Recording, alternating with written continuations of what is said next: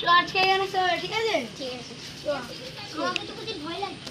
ভয় লাগবে কিসে? হ্যাঁ? কিসে? এই সময় যদি ভূত চলে আসে? ভূত আসবে না, হ্যাঁ? কিচ্ছু আসবে না, চস ও ওগুলো দিলে বলে দিলে